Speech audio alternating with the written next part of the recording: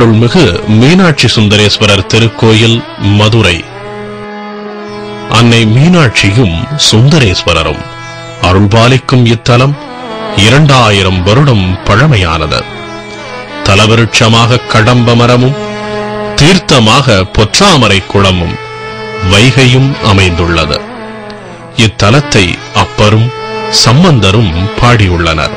சிவபக்தனான மலையத்துவஜ பாண்டியன் மனைவி காஞ்சனமாலையுடன் புத்திரகாமேட்டி யாகம் செய்தான்.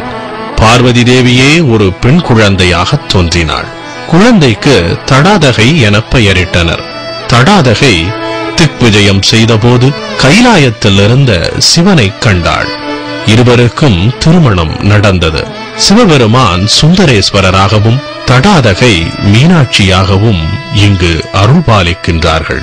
ஒருமுறை இந்திரன் தனது கொலைப்பாவம் நீங்க இங்கிருந்த சுயம்பு லிங்கத்தை வழிபட பாவமெல்லாம் நீங்கியது. எனவே இந்திர விமானத்துடன் கூடிய இந்த பெருங்கோயிலை கட்டினான். உலக புகழ் பெற்ற இந்த சிவாலயத்தில் மீனாட்சி அம்மனின் ஆட்சிதான் நடக்கிறது. அம்மனின் 51 சக்தி பீடங்களில் இதுவும் ஒன்று. சிவன் தனது 64 திருவிளையாடல்களை நிகழ்த்தியதும் 63 நாயன்மார்களில் ஒருவரான மூர்த்தி நாயனார் அவதரித்ததும் இங்குதான்.